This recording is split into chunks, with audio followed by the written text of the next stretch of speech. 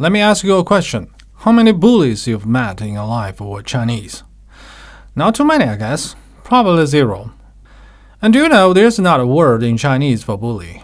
If you're a translator and you're translating, let's say, a movie, and you see some sentences, for example, he's a bully or are you a bully? Are you a bully? You're starting to sound like a bully. Perfectly normal sentences in English. Well, you have a big trouble. Because these sentences cannot be translated into Chinese. You must find a workaround. For example, he's a bully. Could be 他老是欺负别人, which means he bullies others. There's a verb in Chinese that can partially deliver the meaning, but when bully is used as a noun, you simply can't find a Chinese word for it. I think because there are not enough bullies in China, people didn't really need a word for them. I had a bully problem when I was in elementary school. A big boy always picked on me. Then my parents moved into the city. I never had a bully problem ever since. Living in China for 50 years, I only met one bully. And we are talking about a country with 1.4 billion people. Collective personality is a very dangerous topic, not only because personality can be clearly defined in psychology, but also because it could easily fall over the edge and turn into racism. I think that's the reason nowadays when we talk about the countries, we tend to presume that all the people are the same. What is different is their cultures and their political systems. But subconsciously, I think you know it's not the truth. Cultures were created by people, and the people didn't just create the cultures willy-nilly. They created cultures that they felt comfortable with. Otherwise, the culture couldn't last for too long. If we can agree that people in different regions have different facial features or any other physical features, why is that so hard to admit that they have different mental features? These features are subtle, of course. But when we talk about people in different regions, we are talking about something subtle. We are hypersensitive to all the subtleties because we know subtleties could lead to remarkable differences on the societal level. So yes, collective personality is a topic that must be addressed. People are different. That's the basic fact. For example, Americans are definitely more daring. That's why extreme sports are pretty much an American thing. Meanwhile, this is a Chinese extreme sports. But since collective personality is a dangerous topic, to make sure we don't fall into racism, let me make it perfectly clear. People are different doesn't mean one group of people are better. Even if a group of people are better on some particular tasks, it still doesn't mean they are better in general.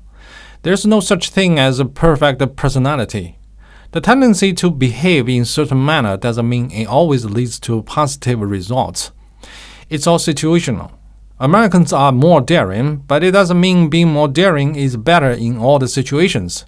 Because being more daring also leads to being more careless, and this is one of the mistakes Americans have been making for decades. On the other hand, Chinese are definitely less daring, but at the same time, they are more cautious. They make steady plans by looking ahead. So China is not just rising, China is rising for a sustainable future. Bullies are rare in China because most Chinese are not troublemakers. If anything, most Chinese are trouble avoiders. Thousands of years ago, Chinese didn't really begin with this collective personality. Reading the ancient Chinese literature, you'll notice that Chinese ancestors were more diverse. But geography slowly reshaped them. Chinese civilization originated along the Yellow River and the Long River. Agriculture has always been the center of Chinese activities. Most people were farmers. When China began the economic reform in 1980s, 70% of people still lived in villages. But this land wasn't really friendly to all the farmers. Natural disasters have never stopped hitting Chinese for thousands of years. Chinese call the Yellow River the Mother River. But this river is also a monster. During Chinese history, it changed its course to the ocean 6 times. Every time it changed its course, flood would hit people, and thousands or even millions of people would die. China was also a world full of civil wars and social turmoils. And when civil war happened, again, thousands or even millions of people would die. Furthermore, because China was huge, and always unified. Everything happened in the region happened to everyone in the country. As a result, you tend to be in fear all the time. This is what's unique about this land, and only those who have a certain personality could survive on this rich but also disastrous land for thousands of years successfully without any modern technologies. As farmers, Chinese people depend on the sky to survive. As Chinese call it, 靠天吃饭. If the sky gives you proper amount of rain and no disasters, you live. And if the sky gives you too little rain or too much rain, you die. Naturally, people began to worship the sky. But as farmers, it wasn't too hard for Chinese ancestors to notice that praying to the sky didn't work at all. Weather is completely random. Praying doesn't change that. So Chinese developed a very strange relationship with the sky. Only in the most desperate moment would Chinese pray to the sky. Unlike what happened in Europe, where the randomness of this world was personified into a deity or God for Christians, Chinese didn't finish this process. The process was stuck in the middle. The sky didn't develop into a full God. The sky is always something between the literal sky and the deity. The only thing the sky shares with a full God is that the sky also is connected to all the disasters and the adversities in everyone's life. Not just natural disasters, but human disasters as well, like wars, crimes, and misfortune. So although the sky isn't a true deity, it still represents the force that is beyond our control. It's too powerful. Facing this formidable force, Chinese people's collective personality laid the foundation of a philosophy of enduring all the randomness in complete silence. No matter what the sky throws at your face, you just take it passively, without complaints, because complaints are useless. Don't fight back because you can't win. As a result, the Chinese never learned to pin their hopes on the sky. Instead, they had to depend on their own efforts to solve all the problems. They have to find peace by suppressing their anger, frustration, and desperation. In the end, the Chinese people evolved to be emotionally stable in pretty much any situation, and they became very patient. Confucius himself also played a big role in this development. As his students recorded that Confucius never talked about gods or any supernatural beings. It doesn't mean Confucius was an atheist. He was like most Chinese, had a strange relationship with the sky. He respected the sky, even revered it. But he noticed that the sky, even if it was a god, was completely indifferent to what happened in the world. So why bother? Just forget about the sky and do everything yourself. Confucianism became the dominant philosophy from the Han Dynasty. This strange relationship with God became official. Everyone had to learn to endure all the adversities without complaints because facing the sky, all the randomness of this world, everyone was powerless. Just learn to take all the adversities in silence and move on with your life. At the beginning of the 20th century, Confucianism, China, Chinese people, and the nature of Chinese people were all under heavy attack. Some Chinese started to condemn Chinese people in general. They believed that Chinese people were inherently inferior because historically they lacked the courage to fight back, like a bunch of cowards. And under the influence of Confucianism, Chinese people became overly submissive to the authority. It was understandable. Back then, China was invaded by all the superpowers and it sank to the bottom. It was very natural that people would believe that everything about China was wrong, such as Chinese culture, Chinese philosophies, and the Chinese collective personalities. This contamination was the major contributor for the emergence of self-hating Chinese. Some Chinese couldn't deal with the contamination. They began to hate their Chinese identity, trying to cut off their links to Chinese by hating other Chinese. And that caused some nasty negative effects, which I'm going to talk about in the later chapters. Even though most Chinese didn't go as far as to hate other Chinese, but they still hated Chinese, or other Chinese to be precise, in their lifetimes at least once or twice. They believed that Chinese at least somewhat inherently inferior. It wasn't easy to be Chinese for 100 years, living in constant self-contamination. As a compensation, some Chinese movie makers and TV show makers have been trying to whitewash the history by depicting Chinese as brave fighters during all the invasions after the First Opium War, especially during the Anti-Japan War. All the Hong Kong Kung Fu movies were created also under the same background. Like people in mainland China, people in Hong Kong felt shameful for the cowardice and the incompetence of their ancestors during all the invasions. Probably were more painful because they lived in a Chinese city that was governed by British. The very existence of the city was the source of the shame. So they struggled and tried to inspire Chinese by glorifying several brave patriots in Chinese history. Even though these efforts reduce the sense of inferiority, this contamination still pops up from time to time today. Whenever something bad happens in China, some Chinese still like to blame it on Chinese people's inherent inferiority. For example, if some Chinese tourists behaved rudely in other country, all the Chinese inside China will condemn those individuals, but some will easily condemn all the Chinese being inherently inferior. What happened in China wasn't something unique. Christianity also transformed the Europeans to be more passive to the adversities and to be more submissive in front of powerful forces. These kind of people are more willing to follow orders. Hence, a giant organization has a better chance to function. A giant organization is just a bunch of people. If they couldn't move together as a single entity, the organization would fall apart quickly. Following orders is the foundation for all the organizations, but people naturally are not inclined to follow orders, especially from complete strangers. Imagine, you're walking in the street, a stranger stops you. He smiles at you and asks you how to get to the museum politely. You point the direction to him, end of the story. But let's imagine another version. In this version, this man is very rude. He doesn't smile. Doesn't say, could you, or please. Instead, he says, hey, you, tell me where the museum is.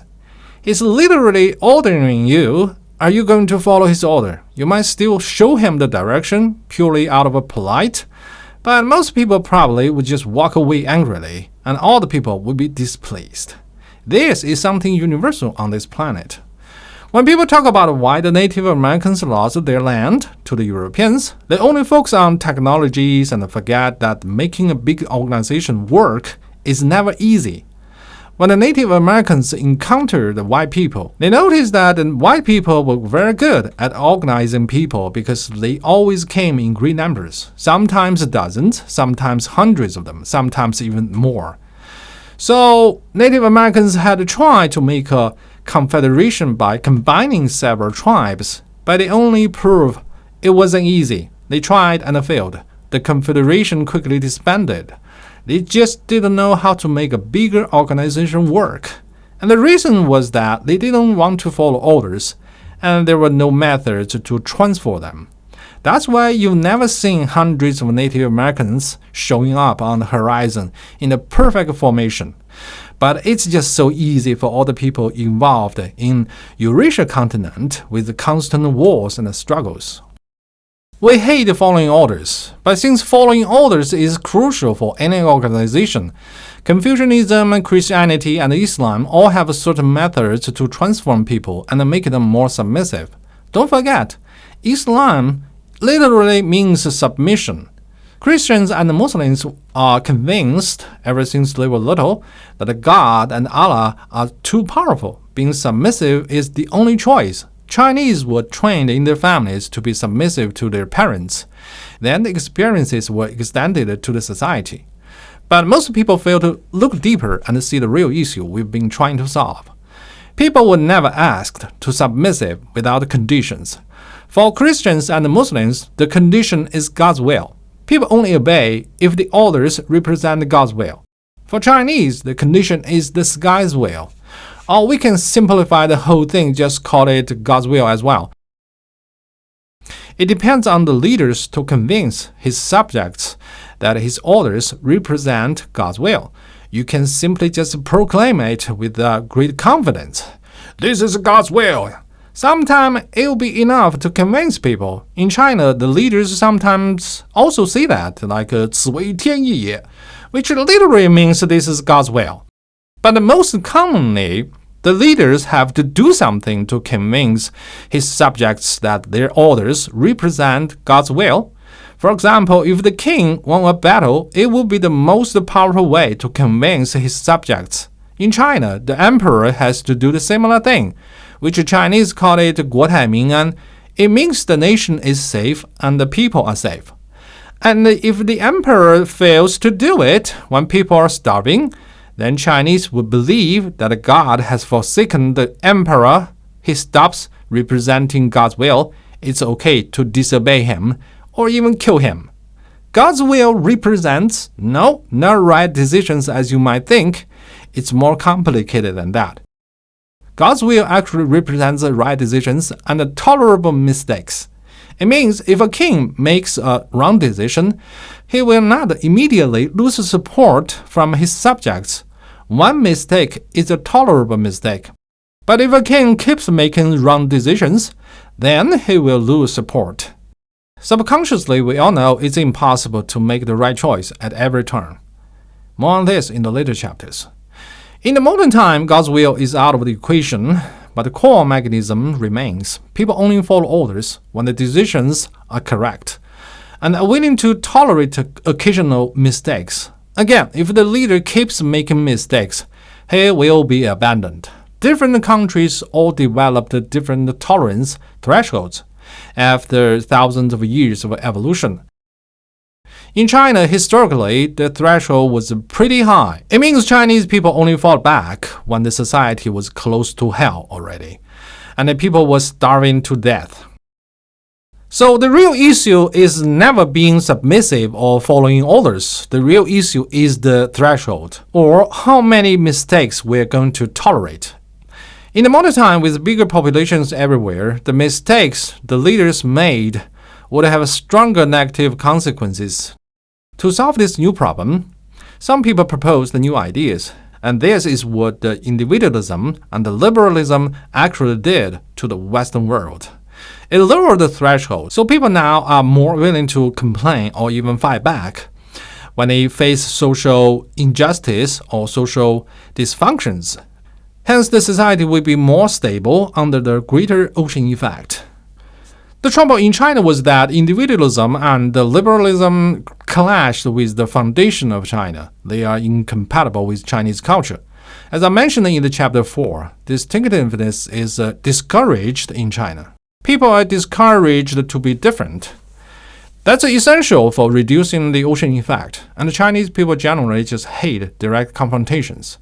They are trouble avoiders. They follow the philosophy that involved with the ocean effect, like 多一事不如少一事, 大事化小，小事化了, which means the less trouble, the better, and turn big problems into smaller ones, and turn smaller ones into nothing.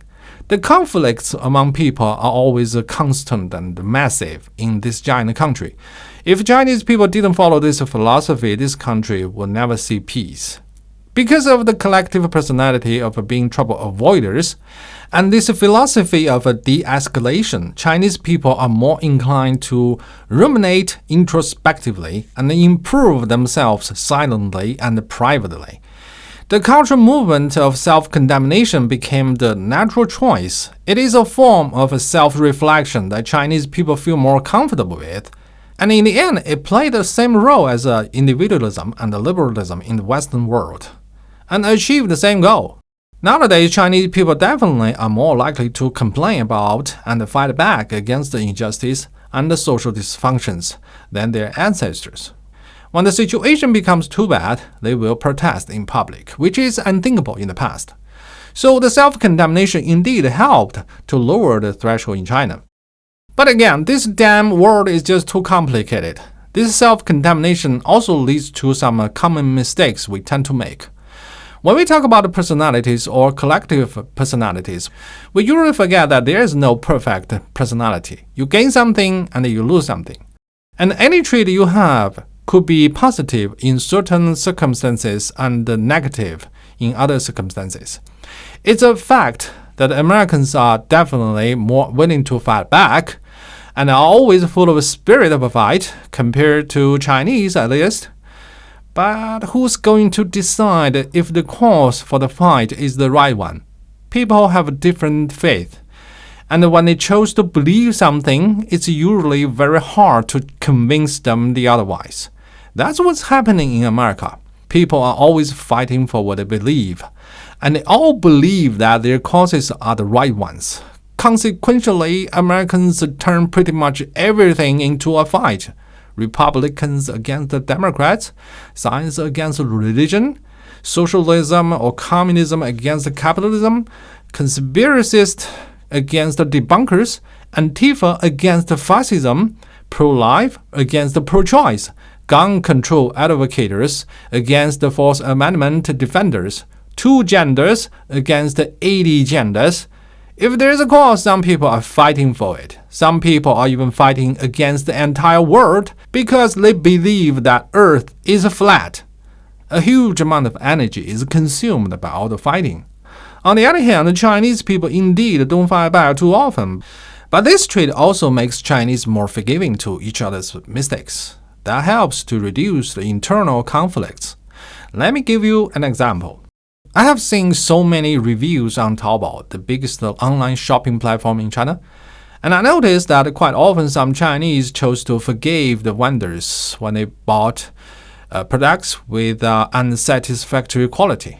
They left the reviews like this: the product is bad, but I'm still going to give a thumb up because nobody's life is easy. They knew their negative reviews sometimes could destroy someone's small business. The quality of the product was bad, but not bad enough for such a harsh punishment. Sometimes I was moved by such reviews because I saw kind and forgiving hearts behind those reviews. This is actually one of the secrets why the megacities in China are always in perfect order. The conflicts among people happen all the time, but they will be quickly reduced to nothing because people tend to forgive each other. Most Chinese would always choose to de-escalate the situation when they have troubles with the strangers. Now, as a result, not only those megacities are in perfect order, they are in perfect order all over the city, no matter where you go. There's no such thing as a bad neighborhood in any Chinese cities. The condemnation also fails to recognize a simple fact. Courage comes in different forms. Most Chinese are trouble avoiders and tend to choose to de-escalate situations instead of fighting back. But it doesn't mean they don't have courage. Chinese have the courage to criticize themselves thoroughly and deeply for over 100 years. Almost every aspect of China and the Chinese people was meticulously scrutinized, re-evaluated, and judged. Arguably, China is the most criticized country in the entire human history, but Chinese face all the criticism with strong hearts. The criticism didn't beat them. Instead, they faced their weaknesses and problems boldly. They have the courage to abandon their old tradition and begin to create new one. They have the courage to face all the unique challenges in this giant country and experiment with new ideas. It was a 100-year-long revolution. This giant country almost turned itself upside down to finish a transformation. It's like a man performing a surgery on himself. He cuts its body open and changes everything. Isn't this a form of courage? And isn't this a form of courage what we need in the future? The courage of seeking changes, the courage of facing ourselves truthfully, even if it's unbearably painful.